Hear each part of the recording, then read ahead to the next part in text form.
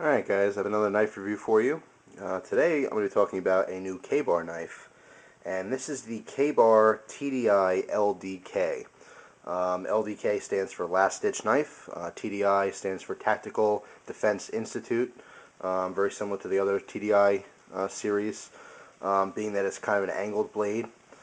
But this one is, as I mentioned, it's called the LDK or Last Ditch Knife, and what you're staring at here are my shoes. These are my work shoes, or my pretty much all the time shoes. I have a couple other pairs that are really old and messed up that I use if I'm really going to do some dirty work. But for the most part, these are my shoes I have on me most of the time. A couple years ago, I got a pair of sneakers, New Balance. That's what the brand you're looking at right now is. And they were very comfortable. For years I've had problems trying to find a good sneaker that I liked. And generally I do wear sneakers. I call these shoes, but they're sneakers. But anyway, I finally found a shoe I like, and for the last probably 3 years, I've just kept buying the same shoe, just white New Balance models. I don't really care about the design too much, or anything else. They're comfortable shoes. I actually think they're running shoes. But anyway, they're comfortable. I like them. I happen to prefer a white sneaker, so this is what I get. But anyway, the reason you're looking at these is because I have the knife actually integrated right here into my shoe. Now you can see this because it has the black sheath and the knife itself is black, so it stands out a little bit. I have to say I've been wearing this in my shoe every day, everywhere I go for the last 2 or 3 weeks, and no one around me has mentioned, not even one time, what is that in your shoe. And you think with the black here, obviously next to each other, you can see, obviously there's something there, something different than the other shoe. But to be honest, it blends in quite well, and my pants, for the most part, cover the top portion of the shoe, so it's not really that visible. Now, if I really wanted this to disappear, I'd either spray paint this setup white. I can just hit it with some white spray paint, or I can just wear a black shoe, and it would totally disappear in your sneakers here. But even being that this is completely the opposite color, I wear a white sneaker, and this is a black knife and sheath system. It's still kind of it works out. It works out pretty good. No one really notices it. So I have this in my shoe, and I know you guys think I'm probably nuts for doing this, but it's just good to have extra blades on you. So no matter what, no matter where I am, no matter what I grabbed, no matter what I'm wearing, I always have a blade on me. And this one happens to be in my shoe. Now what I did here is the sheath system. I can take the laces out of the way. The sheath has a couple holes in it. You can see it has 3 holes. Whoop, let me get this in frame. 3 holes on this side, as an extra hole on the bottom, which I'm not using, you can see there, and then 3 holes on the other side. And what I did was I unlaced my shoes and then relaced them, integrating the laces in and out of the holes that are provided in the sheath. Now when you get this knife, you're going to get a nice piece of black 550 paracord, which you can use to carry this around the neck. Of course, being that it's this small, you can put this pretty much anywhere. I think it's awesome that I can keep this in my shoe. It does not affect how the sneaker fits. I mean, it's still very comfortable. And by the way, don't mind my shoes. My shoes are pretty dirty. I've had these for a while now. And white doesn't really stay clean too well at work for me anyway. But anyway, I just wanted to mention that. But it doesn't affect how it feels at all. It's completely comfortable. It's above the tongue here of the sneaker. So it doesn't affect how it feels whatsoever. I completely forget about it. But the advantage is I have a knife in my shoe all the time. You can kind of call this a boot knife, even though these aren't boots. But anyway, this little knife system here can be used in, it's just, your imagination is the only place that limits you. You can put this thing anywhere. I thought about actually getting another one of these and taking the sheath and stitching it on the inside of my pants. You can put it on the inside of your shorts. You can get very creative where you can put this. You can put on any kind of, the back of any kind of backpack strap to hide this.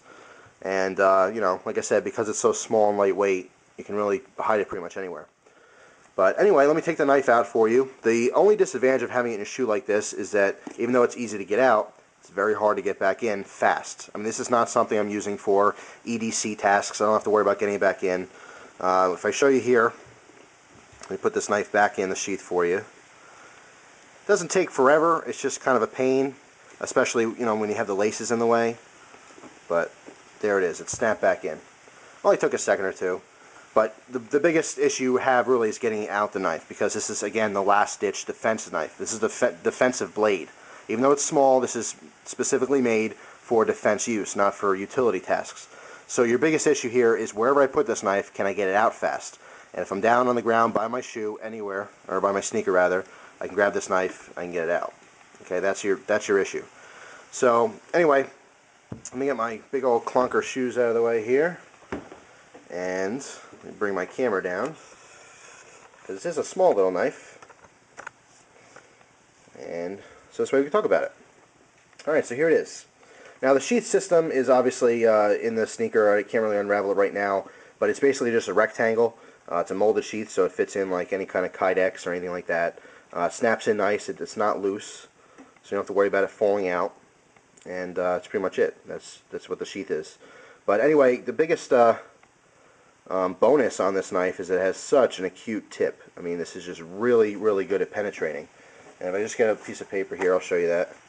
I mean, this thing goes in paper like it's nothing. It just pierces like crazy. It is sharp. The edge is nice and sharp. You have a flat ground blade here. It's a very, very thin stock, as you can see. It's ground at 15 degrees per side, which is very similar to most of your kitchen knives. It's a very, very, very thin edge. And it's a very sharp blade. And this is brand new from the factory, from Kabar. But again, having such an acute, it's almost like a complete triangle blade. But it just pierces like there's no tomorrow. That's its biggest advantage. For utility tasks, you would probably snap that tip off in no time. So that's why I do not suggest it for that. For some reason, I'm not getting very good quality at all up close. Let me grab my jeweler's loop here, so I can come in kind of close and show you the markings on this knife. It is all a flat black, as you can see. And let me get this paper out of the way for you. Yeah, let's take a closer look at this. Now, usually right here in the camera you can kind of make out what's going on, but for some reason it's a little fuzzy today. It's probably the lighting. You know, it's actually raining out right now and it's pretty dark out, so you won't be able to make this out too well. But let me get in nice and close with this jeweler's loop. So there's the TDI logo, Tactical Defense Institute, on the blade there. And of course your Kabar logo. And on the back here you have, get this in focus for you, 1478, which I believe is the model number, and then of course this is produced in China. Little fixed blade. It's obviously one piece of metal here. You can hold this in a regular position like this, or you can actually hold it in a reverse grip, which I feel is a little bit more comfortable in the reverse grip. Now for defense use, obviously you put it in this grip here, and you can just use this to punch as if you were normally punching something. It would have tremendous piercing power. It would really, really be effective. If you were to do like a punch into an area and then just slice out, like pull out, you would have tremendous, tremendous cuts and deep, deep gashes. I do want to recommend, or not recommend, I do want to suggest that you really, really look into your local laws when dealing with defensive knives. I don't really want to give out any advice because I'm not a lawyer. I'm not, I don't have all the answers as far as laws are concerned. But I do want to mention a couple things while I'm on the topic here. Defensive blades. I get a lot of questions on this. You know, what's a good defensive knife? First of all, any knife you're familiar with is a good defensive knife. Generally, if you're not trained in self-defense using blades and all kinds of edge weapons, you want a bigger blade because it's going to be less, or more forgiving rather, for your less accurate attacks. Let's face it, if you're not trained, you can't use a 1-inch blade effectively. To prove this point, get a water bottle that's filled with water and put it outside on a table or something. Make sure no one's around you. Take your knife that you currently carry for self-defense. Okay, carry it as you normally would carry it.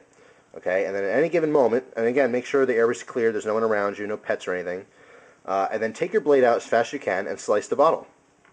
You will find that for most people, not all, but most people might completely miss the bottle right away. I'm not talking about doing this slowly. I'm talking about trying to, make believe you're in a real defensive situation where you're under stress and you have to get that knife out as fast as you possibly can. You're going to find, if you have a folding knife, you're probably going to fumble with it a little bit, unless, of course, you have a wave knife. That'll come right out for you. But yeah, under stress, I mean, conditions are really, really tough. And if you don't practice this stuff, you're not going to be ready for it when the time comes. I'm not saying to go walk around being paranoid and being ready to attack someone with a knife. That's totally not what I'm trying to get at here. But a lot of people do carry a knife as a tool, and in the case that they need it, it will be a weapon. And I just want you guys to understand that, like anything else, to be good at what you are tending to do, you have to train. And I'm not talking, you don't have to get crazy with it, but just get a little bit familiar with it. Also, I want to mention that if you're being attacked by someone and they do not have a weapon on them, they're just, maybe punching you or kicking you, whatever. If there's no weapon at all, taking your knife out is not a good idea. Not legally, and in my opinion, not morally. I would rather take a full beating by some big dude without a weapon than to ever draw a knife or a gun on them. This is just my opinion, but it's not morally correct to take a weapon out on someone if they're empty-handed. And then legally speaking, it's a whole different story. I mean, I think I was just telling this to someone the other day. I mean, someone can come up to you, punch you in the back of the head for no reason at all, and they're beating on you. You pull your gun, you shoot them. That's going to be really, really hard to defend yourself in court. I mean, you have to realize that no matter what situation you're in, everything, the dust settles and the cops are there. They're going to question you, and there's a really good chance you're going to have to go to court and defend yourself.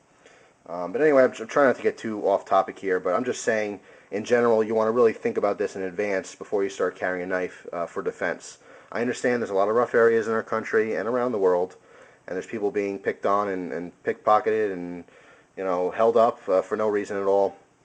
And a lot of times people want to carry a weapon to feel safer, but it's not always a good idea to take out your weapon. Just keep that in mind. But anyway, this knife will be very effective for a self-defense weapon because it is such an acute tip here. Like I said, amazing piercing power. Be a great slicer. In a normal grip like this, I don't think it's the most comfortable knife at all. I think that this bottom piece flanges out or flares out just a little bit too much. It's weird. As I grip here, the knife wants to obviously rock forward, and then I kind of lose grip on the thumb. There is some jimping. Let me show you here. It's very ineffective. It's very smooth on the back there. I mean, you can just see that. It's kind of scalloped. Actually, if you give me a second, my little jeweler's loop is all foggy up. Foggied. Foggy. It's fogged up. I don't think foggied is a word. But anyway. Alright, let me wipe that off. Let's take a look at that. So you can see there it's real rounded. It's, like I said, it's not very effective at all. There's more right here on the underside. But again, it's not effective. It's pretty smooth. You can get a decent grip on this. Again, think about being under stress when you're actually going to be using this to take it out and to grip. You're going to have to practice a little bit with it. But anyway, like this, it is locked in your hands. I mean, once you have a good grip on it, it's not gonna pull out on you, unless of course you get stuck in some bone or something. You might lose it. But it's very small, very lightweight. It's less than an ounce. The actual cutting edge here, the blade, is 1 5/8 inches long, and this whole piece of this whole knife is a skinny slab of 9 CR18. It's a stainless steel. For a defensive blade, the steel, in my opinion, doesn't matter. It's not something you're going to be using and have to worry about being dull. Basically, you buy it brand new, and maybe you touch it up a tiny bit or strop it a little, and then you store it away until a day you need it. That's it. So it stays sharp. You don't have to really worry about what kind of blade steel it has. If you wanted to buy this for a utility task, that'd be fine. I wouldn't recommend it. Again, having such an acute tip here, I can't see that lasting very long with heavy use. But yeah, that's pretty much it with this knife. I mean, let's talk about price a little bit. These are generally $20 across the board. You could find them a little cheaper. I'm sure if you go on eBay, you can find them cheaper. I actually got this one from Smoky Mountain Knife Works, which is their website's www.eknifeworks.com. I got this for $15.99. Of course, that's the knife and the plastic sheath here. Which, if I can get my big old shoe, I can show you that. And let me get these laces out of the way. You can see that it's just a rectangle and it has a little dip here where the blade goes in. And that's pretty much it. And again, it will come with a piece of 550 paracord that's black, so you can wear this as a neck knife. So you have, a couple different carrying options with this. It's a cool, fun little blade. Again, for me, it's just peace of mind. Having another knife on my person is always good. So that's why I have it. But again, like I said, even though this is completely black on a white background, a white sneaker, no one has mentioned a single word to me as to what's that, or, there's, I don't think anyone would ever think that it's a knife on the front of your laces. But anyway, just my general message beyond this knife is, if you are going to carry a knife for self-defense, please know your laws. It's very important. You know your local and state laws. You got to be a law-abiding citizen here. I'm not trying to make these videos for criminals to get away with carrying weapons. That's obviously not my intent here. This is just for good people who want to feel a little bit more protected. That's all. You just never know. But know your laws, and please practice. Practice if you do carry a knife as a weapon. Be good with it. And that's all I suggest. So anyway, that's the video. Like I said, it's a little old piece of steel here. There's not too much to talk about. But I still managed to make a 16-minute video out of it. Go figure. There it is. The Kabar TDI LDK. Cool little knife. Alright guys. Thanks for watching. Always appreciate it. I hope you enjoy the rest of your day. Take care.